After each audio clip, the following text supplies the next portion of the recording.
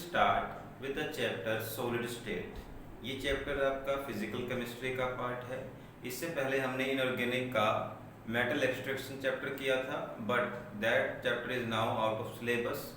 So now again will start with the physical chemistry and it is the last chapter of the physical chemistry. ये आपका physical chemistry का last chapter होगा, solid state. ठीक है, ये chapter this year add हुआ है। ठीक, और मैं इसमें आपको वही कंसेप्ट करवाऊंगा जो आप सिलेबस में आपकी बार दिए गए हैं। ठीक, देखो आपने +1 में किया था states of matter and in that states of matter solid और लिक्विड, ये दोनों स्टेट करवाई थी। ठीक, और अब जो बाकी बची हुई स्टेट है दैट इज सॉलिड स्टेट, वो हम इस चैप्टर में डिस्कस करेंगे। नाउ फर्स्ट ऑफ ऑल देखो, बहुत ही बेसिक से चलेंगे। पहले 9th क्लास में ही आपने किया था that there are 3 states of matter around us में, सॉलिड लिक्विड गैस किया था। अब एक बार फटाफट थोड़ा बेसिक कर लेते हैं ताकि आपको इस चैप्टर को करने में कोई प्रॉब्लम ना आए, क्योंकि एक दो क्वेश्चन है जो बहुत बेसिक में से भी हैं।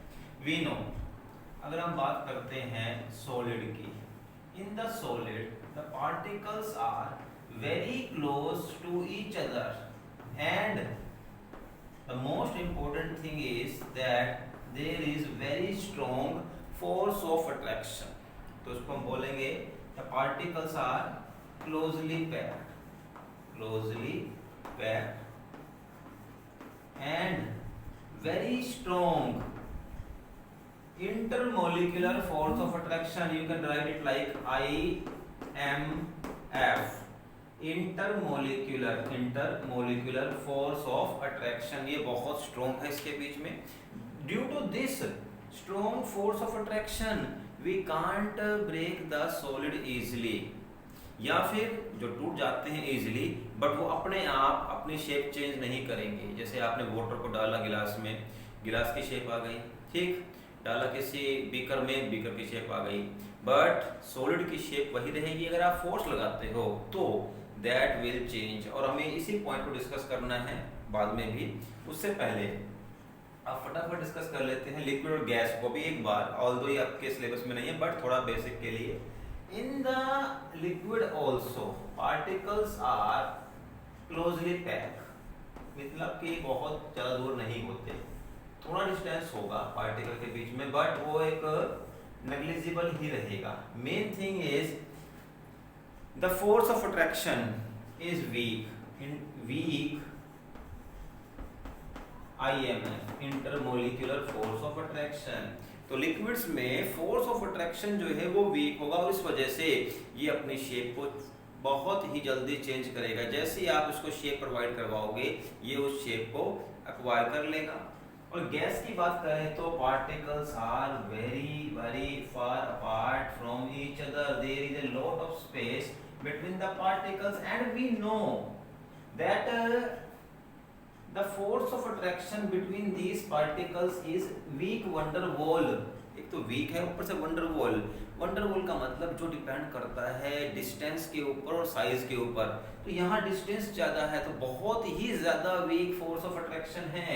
the force of attraction between the gases is very weak and there is a large gap between the particles दूर दूर हैं और इनके बीच में फोर्स ऑफ अट्रैक्शन भी बहुत वीक है।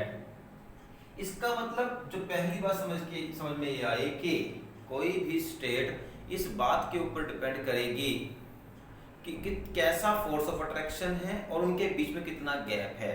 जितना गैप कम होगा उतना ही फोर्स ऑफ अट्रैक्शन बढ़ेगा and that thing will become more and more strong. ठीक, हमें अब क्योंकि चैप्टर हमारे पास सॉलिड स्टेट है तो मैं उसी को ही डिस्कस करूंगा। ठीक, देखो यहाँ पर in the chapter also in the NCERT syllabus and notes also ये स्टार्टिंग इसी पॉइंट से की गई है कि सॉलिड के जो फीचर्स हैं वो क्यों हैं। ठीक, देखो अगर हम सिंपल एग्जांपल लें, अब मेरे पास ये चौक है और एक चौक होल्डर है। ठीक, now if I try to break it, ठीक, चौक होल्डर नहीं टूटेगा but if I try to break this chalk, ये चौक टूट जाएगी। व्हाट इज द रीजन कि क्या ये चोक क्यों टूट रही है और ये चोक होल्डर इजीली क्यों नहीं टूट रहा है? तो रीजन है कि चोक होल्डर के जो पार्टिकल्स हैं उनके बीच में जो फोर्स ऑफ अट्रैक्शन है वो वीक है। अब जो मैं फोर्स लगाऊंगा muscular force, that will be more than the force of attraction between the particles of chalk. But if I apply some force on this choke holder which is made up of bakelite plastic, it is this force of attraction between the particles of this plastic is very strong, means it is more stronger than the force applied by me, that's why ये नहीं टूटेगा।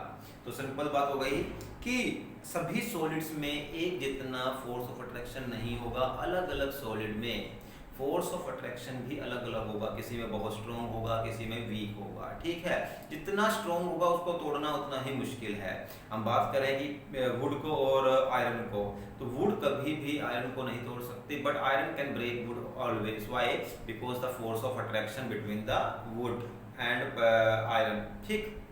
अब यहाँ पर एक चीज तो समझ आ जाती है कि फोर्स ऑफ अट्रैक्शन जितना स्ट्रॉन्ग होगा सॉलिड उतना ही ज्यादा स्ट्रॉन्ग होगा। सेकंड थिंग जो अब एनसीईआरटी का आपका एक क्वेश्चन भी बनता है, ठीक। देखो अब आपको किसी चीज को, अगर किसी भी सॉलिड को आपको डिकम्पोज करना है या उसको मेल्ट करना है, मेनली हम मेल्ट ही करेंगे, सॉलिड को आपको मेल्ट करना है, then you have to apply the heat. अब अलग अलग सॉलिड को मेल्ट करने के लिए भी आपको अलग अलग अमाउंट में हीट देनी पड़ेगी, ठीक है। प्लास्टिक को मेल्ट करना है वो आसान होगा, ठीक। किसी मेटल को करना है मेल्ट, वो मुश्किल रहेगा। तो उसका रीजन क्या है? एक्चुअली क्वेश्चन है आपके पास एनसीईआरटी में कि आपको एक रिलेशन बताना है between the melting point and the thermal energy, ठीक है। You have to make a relation between the melting point and thermal energy, इसके बीच में आपको एक रिलेशन एस्टेब्लिश करना है, क्वेश्चन है। और देखो इसमें आपका एक लैंग्वेज वाला पार्ट ज्यादा है, समझ आ जाएगा, बट लिखने में थोड़ी प्रॉब्लम आएगी, तो उसको कर लेना, 2-3 लाइनें हैं नोट्स में, उसको ध्यान से पढ़ लेना, ठीक। देखो क्या होता है कि कोई भी चीज हो उसकी एनर्जी कभी जीरो नहीं होती। अगर ये चोक होल्डर ऐसे ही पड़ा हुआ है, कई साल से पड़ा हुआ है किसी जगह पर, तब भी इसकी एनर्जी जीरो नहीं है। किसी भी चीज की एनर्जी जीरो नहीं होती, वो क्यों? द रीजन इज कि about the -273 degree Celsius temperature, कितने टेम्परेचर से ऊपर? -273 डिग्री सेल्सियस से ऊपर कोई भी पार्टिकल हो, कोई भी एटम हो, कोई भी सब्सटेंस हो, उसकी कुछ ना कुछ एनर्जी होती है। क्यों होती है? देखो हमें लगता है कि 0 डिग्री सेल्सियस टेम्परेचर एक बहुत ही कम टेम्परेचर है, और अगर -10 हुआ, -20 हुआ तो मर भी सकते हैं। और हमें लगता है कि उससे ज़्यादा टेम्परेचर, उससे कम टेम्परेचर पॉसिबल नहीं है और वहाँ एनर्जी जीरो हो जाती है, बट वो एक ह्यूमन बॉडी के लिए है, that is for the human body, जहाँ पर हमें सरवाइव करना मुश्किल है। लेकिन ये कंडीशन एटम्स के लिए नहीं है। एटम्स को -50 पर भी एनर्जी मिल जाएगी, उसको -50 टेम्परेचर भी काफी है, -100 पर भी उसके पास एनर्जी है, -200 पर भी एनर्जी है, और तो और -272 डिग्री सेल्सियस पर भी उसके पास कुछ एनर्जी है। वो किस लिए, मतलब कि इतने टेम्परेचर पर भी जो सॉलिड के एटम्स हैं या मॉलिक्यूल्स हैं या कोई भी पार्टिकल है सॉलिड का, वो रोटेट करेगा, हिलेगा, लगातार रोटेट करेगा। रोटेशन एक नहीं, एक तरीके से कोई ट्रांजिशनल रोटेशन हो जाएगी, कोई इस तरीके से हो जाएगी, एक्सिस पे होगी, और इसके अलावा इसके पास काइनेटिक एनर्जी होगी, इसके पास न्यूक्लियर एनर्जी होगी, तो बहुत टाइप की एनर्जीज होती हैं। और एक एनर्जी क्या हुई, जब पार्टिकल घूमा तो उसको मिली थर्मल एनर्जी। क्यों? क्योंकि हीट की वजह से। देखो आपके लिए -100 एक हीट नहीं है, बट एटम के लिए -100 एक टेम्परेचर ऐसा है जहां पर उस टेम्परेचर पर भी उसको इतनी एनर्जी मिल रही है कि वो वाइब्रेट कर सके। तो इस वाइब्रेशन की वजह से क्या होता है, थर्मल एनर्जी होती है, ठीक। अब यहां हमने क्वेश्चन लिया था, आपको एक रिलेशन एस्टेब्लिश करना था between the stability of the और melting point of the solid and the thermal energy, ठीक है। अब देखो आपको मान लो ये चॉक होल्डर है, इसको मेल्ट करना है, आप इसको हीट दोगे, मीन्स इसको आप रखो धूप के अंदर, ये मेल्ट नहीं होगा। अगर आप इसको रखते हो किसी बर्नर या एलपीजी सिलेंडर के बर्नर पर, तो ये मेल्ट होना स्टार्ट हो जाएगा कुछ टाइम के बाद। अब वो कुछ टाइम के बाद हुआ, एकदम नहीं होगा, और धूप में तो बिल्कुल भी नहीं, सनलाइट में बिल्कुल नहीं होगा। वो क्यों? क्योंकि सनलाइट से जो एनर्जी मिलेगी उससे इसकी थर्मल एनर्जी बढ़ेगी, और पर वो थर्मल एनर्जी इतनी नहीं है कि वो इसके इंटरमोलिकुलर फोर्स को तोड़ सके। देखो थर्मल एनर्जी जब पार्टिकल मतलब कि वाइब्रेट करेंगे तो उसका बॉन्ड टूट सकता है, ठीक, लेकिन उसको तोड़ने के लिए एक पर्टिकुलर अमाउंट में एनर्जी चाहिए, और कर चुके हो आप वो चैप्टर केमिकल काइनेटिक्स में कि एक पर्टिकुलर अमाउंट ऑफ एनर्जी चाहिए बॉन्ड को तोड़ने के लिए। अब सनलाइट में उतनी एनर्जी नहीं थी कि वो बॉन्ड तोड़ सके, फिर आपने क्या किया, उसको रखा बर्नर के ऊपर, बर्नर से इतनी हीट मिली, मींस थर्मल, आपको जो हीट हुई दैट इज थर्मल एनर्जी, वो ट्रांसफर हो जाएगी इसको, इसकी थर्मल एनर्जी बढ़ जाएगी and it will start to melt. यानी कि अब देखो कंडीशन क्या हुआ, कोई सब्सटेंस कब तक मेल्ट नहीं करेगा, जब तक उसके पास जो एक क्या है, थर्मल एनर्जी, थर्मल एनर्जी, और एक क्या है, आइए मैं पढ़ता हूं, मैं इंटरमोलिक्यूलर फोर्स ऑफ अट्रैक्शन। जब तक इंटरमोलिक्यूलर फोर्स ऑफ अट्रैक्शन ज्यादा है as compare to thermal energy, that substance will not melt, heat हो जाएगा। जैसे आपके पास कोई भी आयरन का सब्सटेंस है, वो गैस बर्नर पर मेल्ट नहीं होगा, although that will get heated, ठीक, वो गर्म हो जाएगा, मेल्ट नहीं होगा। क्यों? क्योंकि थर्मल एनर्जी उसके फोर्स ऑफ अट्रैक्शन से वीक है। बट अगर ये चॉक होल्डर है, प्लास्टिक है, आपने उसको हीट किया, हीट किया, हीट किया, और हीट करने के बाद उस प्लास्टिक बॉडी की थर्मल एनर्जी उसके फोर्स ऑफ अट्रैक्शन से ज्यादा हो जाती है, तो वो मेल्ट करना स्टार्ट कर देगा। इसका मतलब मेल्टिंग कब होगी, जब thermal energy intermolecular force of attraction से ज्यादा हो जाएगी, ठीक है।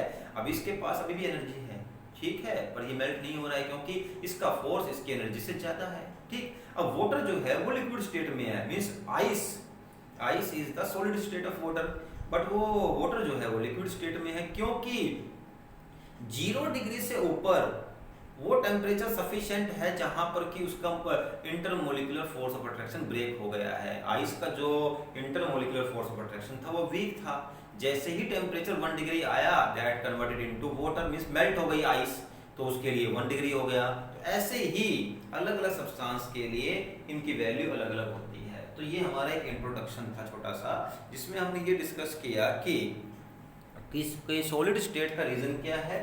Any substance will be present in solid state if the force of attraction between the particles is strong, and it will remain in the solid state up until the force of attraction is stronger than the thermal energy. If thermal energy exceeds or it increases beyond the intermolecular force of attraction, then the substance will start to melt down, ठीक। तो ये छोटी सी यहाँ पर ये था। अच्छा आप देखें तो मेल्टिंग पॉइंट किस पे डिपेंड किया, मेल्टिंग पॉइंट डायरेक्टली डिपेंड करता है फोर्स ऑफ अट्रैक्शन के ऊपर, जितनी फोर्स ऑफ अट्रैक्शन हाई होगी उतना ही मेल्टिंग पॉइंट भी हाई होगा, ठीक। तो ये बहुत ही एक छोटी सी इंट्रोडक्शन थी। अब हम देखो आज स्टार्ट जो करेंगे सॉलिड स्टेट को। तो देखो हमारे पास जो सॉलिड्स हैं, आज दो मैं केवल सॉलिड ही लूँगा, आपके पास जो सॉलिड्स हैं इन्हें 2 कैटेगरीज में डिवाइड किया गया है, ठीक है। सॉलिड्स आर क्लासिफाइड और categorized into 2 categories. One is known as, so means मैं इसका नाम दूं उससे पहले काम करता हूं, एक डायग्राम बनाता हूं, ठीक है। थोड़ा सा डायग्राम जो है वो आपके परमानेंट मेमोरी में स्टोर रहते हैं। जरा देखना आप, 2 डायग्राम बनाए जाएंगे, उनमें डिफरेंस क्या होगा। एक डायग्राम ये हुआ and second diagram is this. उसके बाद हम डिस्कस करेंगे कि इनके नेम और क्या हो सकते हैं, प्रॉपर्टीज क्या हो सकती है।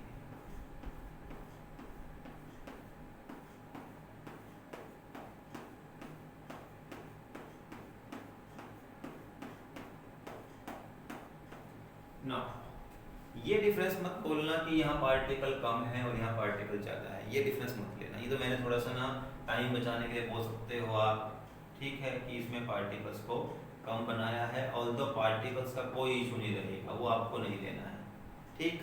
पार्टिकल का इशू छोड़ करके इन दोनों में क्या डिफरेंस लगता है आपको, ठीक।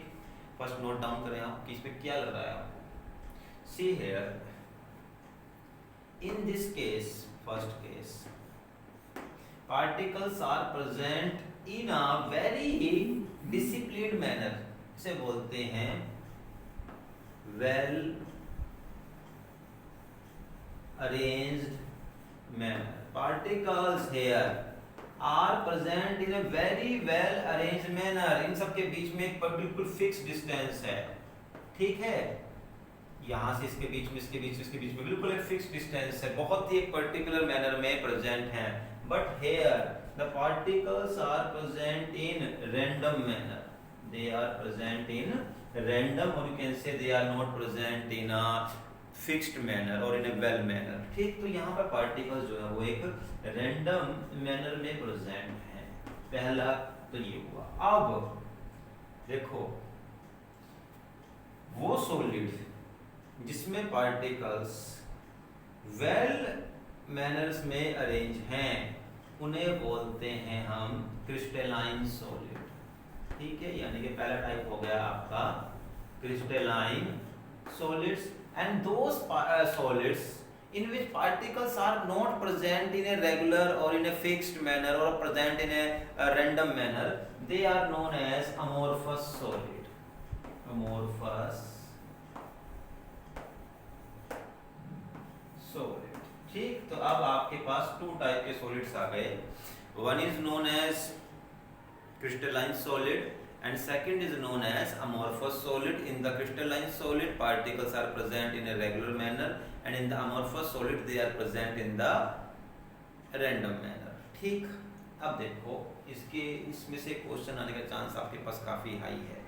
It may be a 3 marks question from this or 2 marks from this, differentiate between the amorphous and crystalline solid, very much important, means actually थोड़ा सा guess लगा सकते हैं given the condition of this year and syllabus and everything, और ये chapter last year नहीं था syllabus में, तो उन सब चीज़ों को थोड़ा गैस लगा करके पता चल जाता है कि कौन से क्वेश्चन आ सकते हैं।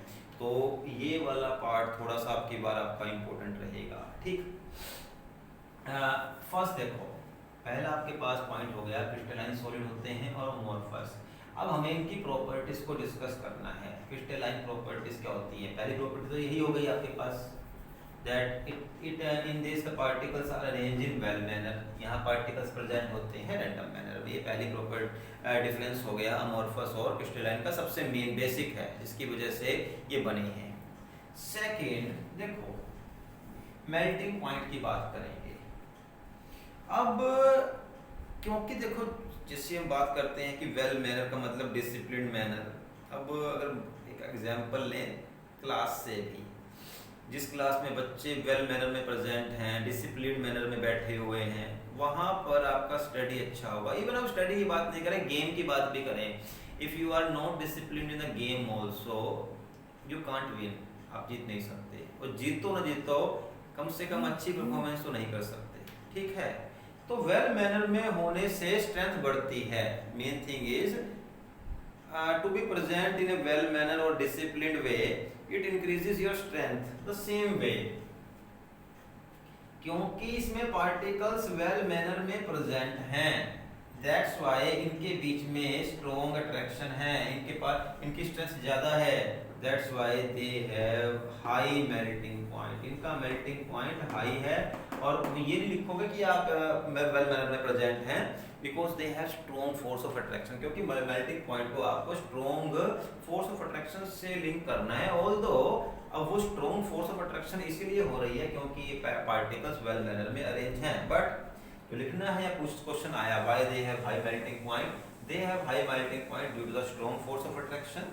And in the same way यहाँ उल्टा हो जाएगा, the melting point is low, low melting point due to the weak force of attraction between the particles, ठीक। चलो नंबर थर्ड, इसमें जो पार्टिकल्स होंगे ना, उनका जो शेप होगी वो रेगुलर होगी। मतलब कि जैसे मैंने राउंड लिया, सारे राउंड ले लिए, ऐसे लिए, सबके सब ऐसे, शेप एक जैसी होगी।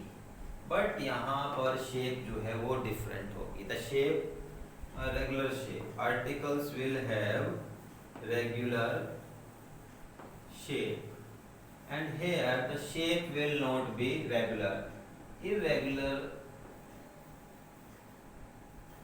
shape of the particles here, यहाँ पर particles की shape irregular होगी। ठीक, अब इसके बाद एक बहुत ही इंटरेस्टिंग सा पॉइंट है जो हमें डिस्कस करना है।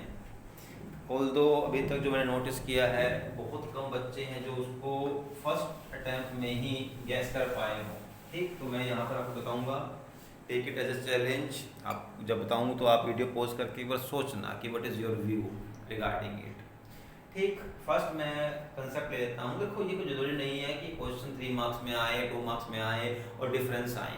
जो डिफरेंसेस हैं, इन पॉइंट के बेसिस पर क्वेश्चन बन जाते हैं। बहुत सब, हर पॉइंट अपने आप में क्वेश्चन है। ठीक, तो यहाँ पर ये पॉइंट होगा, बट पहले मैं इस कंसेप्ट को डिस्कस कर लेता हूँ।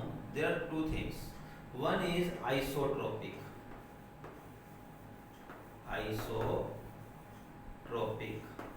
And second is anisotropic. अब ये आइसोट्रोपिक और एनआइसोट्रोपिक क्या है, ये डिस्कस करना है। देखो, आइसोट्रोपिक नहीं है, tropic, TROPIC। Isotropic means there are 3 properties. One is thermal conductivity, means temperature का कंडक्ट करना सॉलिड में करते हैं। सॉलिड में टेम्परेचर आप गर्म करो इसको, यहाँ तक गर्म, ये हीट हो जाएगा, इसमें क्या हो गई, थर्मल कंडक्टिविटी। सॉलिड्स में करंट भी पास हो जाता है, सब में नहीं होता बट हो जाता है। मेटल्स में तो करंट भी पास होता है। रिफ्रैक्टरी इंडेक्स भी होता है, वो लाइट को जो रिफ्लेक्ट करने की पावर होती है। तो 3 चीज़ें लेनी है आपको, electrical conductivity, thermal conductivity and refractory index.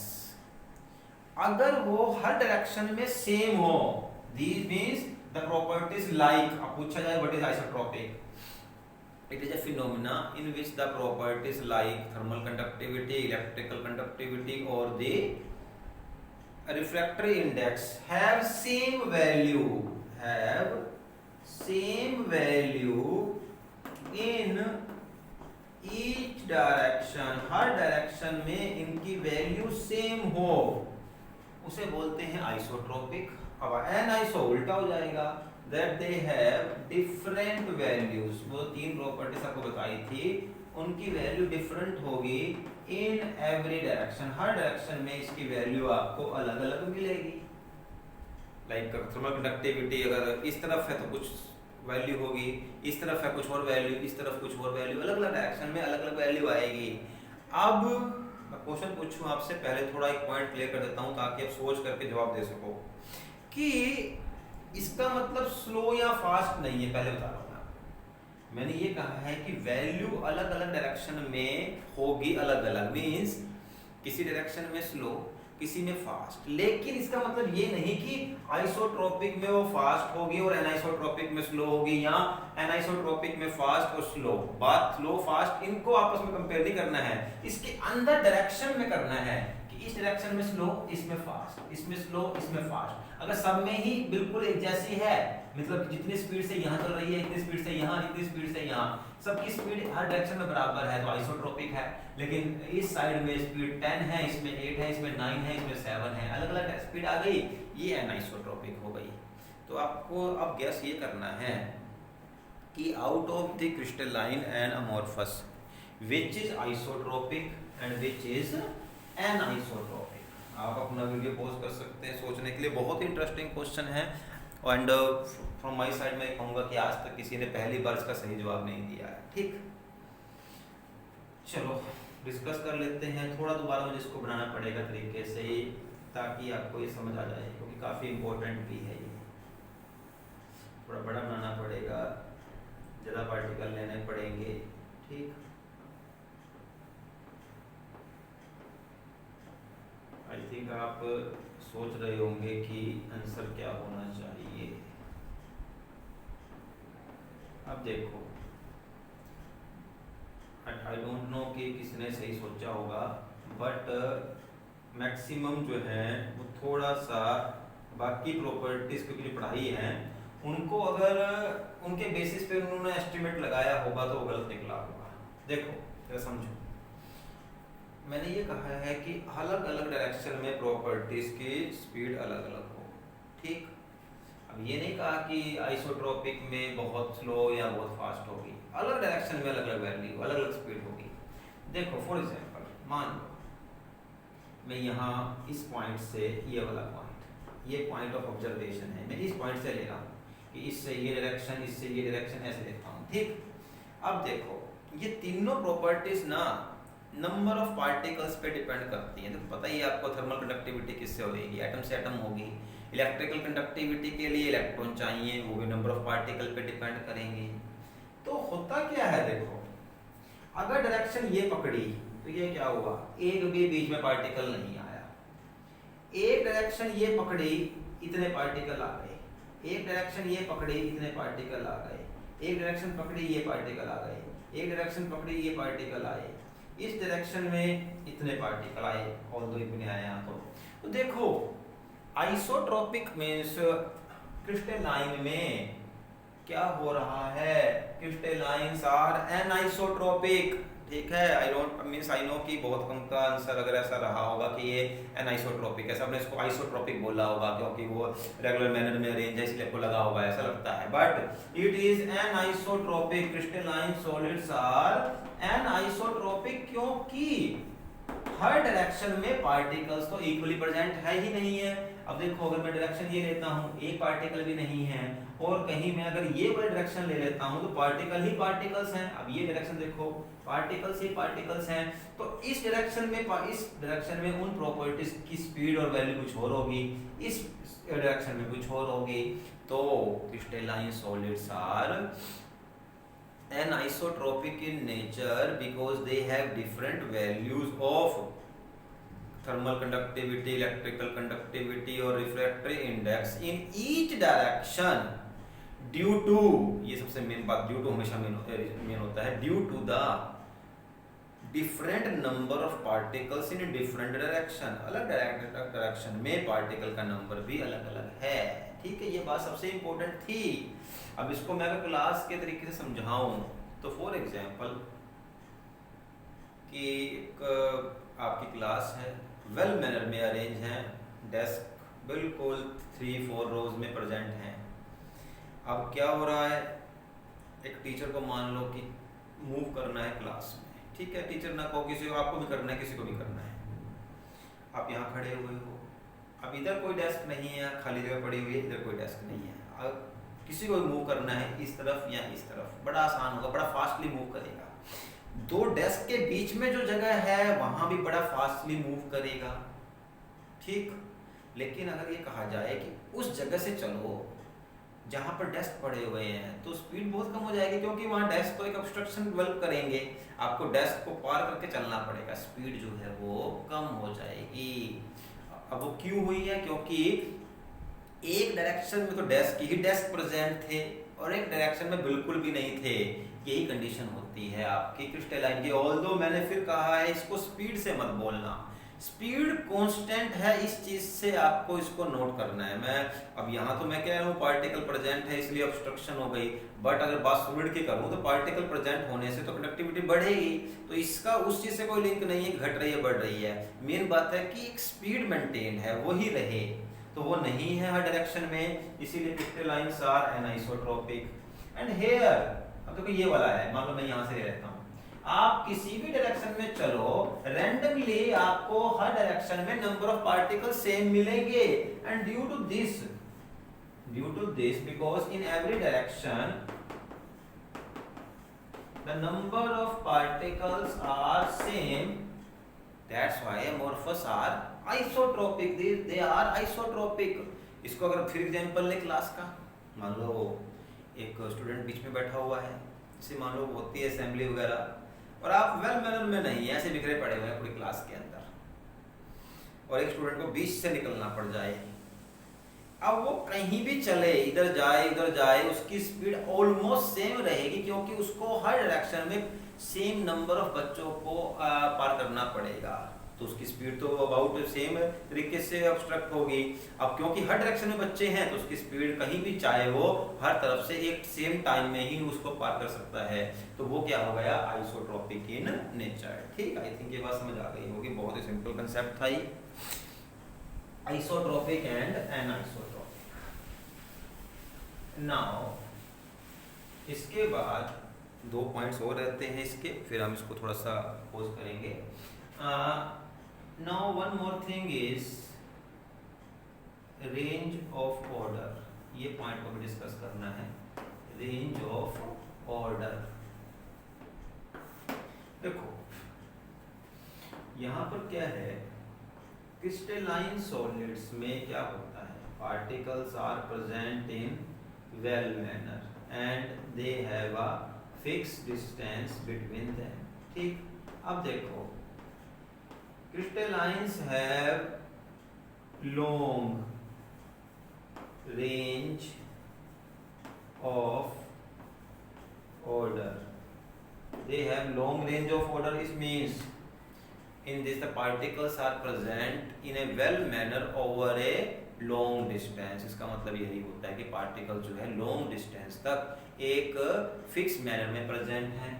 And in the amorphous solid particles are not present in a well manner or a particular manner for a long distance but for a short distance। अब short भी क्यों बोला गया, short इसलिए बोला गया कि by chance कभी कभी क्या होता है, कुछ particles short थोड़े से डिस्टेंस, जैसे मान लो ये वाले पार्टिकल है, बाय चांस अपने आप ही कुछ डिस्टेंस के लिए एक रेगुलर मैनर में आ जाते हैं।